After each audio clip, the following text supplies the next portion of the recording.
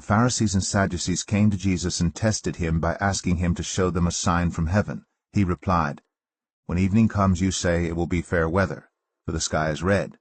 And in the morning, today it will be stormy, for the sky is red and overcast.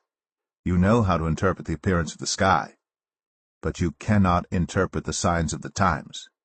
A wicked and adulterous generation looks for a sign, but none will be given it except the sign of Jonah."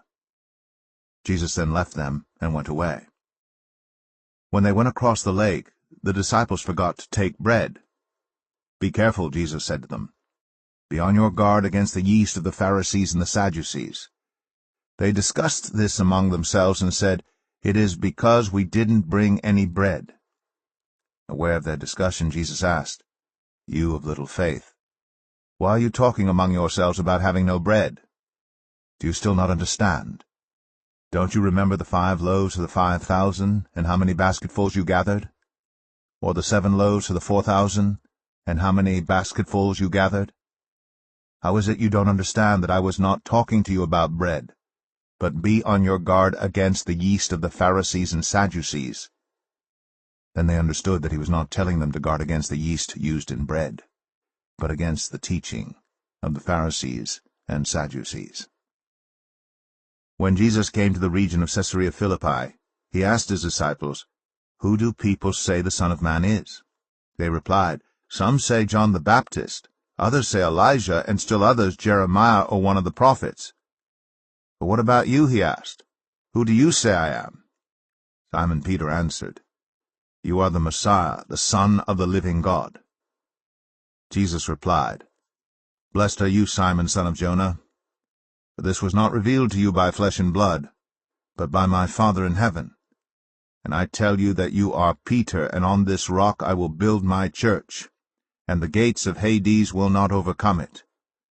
I will give you the keys of the kingdom of heaven. Whatever you bind on earth will be bound in heaven, and whatever you loose on earth will be loosed in heaven." Then he ordered his disciples not to tell anyone that he was the Messiah. From that time on, Jesus began to explain to his disciples that he must go to Jerusalem and suffer many things at the hands of the elders, the chief priests, and the teachers of the law, and that he must be killed, and on the 3rd day be raised to life. Peter took him aside and began to rebuke him. "Never, Lord," he said, "this shall never happen to you." Jesus turned and said to Peter, "Get behind me, Satan. You are a stumbling block to me. You do not have in mind the concerns of God, but merely human concerns." Then Jesus said to his disciples, "Whoever wants to be my disciple must deny themselves and take up their cross and follow me. For whoever wants to save their life will lose it, but whoever loses their life for me will find it.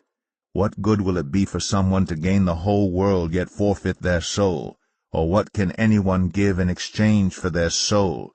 For the Son of Man is going to come in his Father's glory with his angels, and then he will reward each person according to what they have done. Truly, I tell you, some who are standing here will not taste death before they see the Son of Man coming in his kingdom."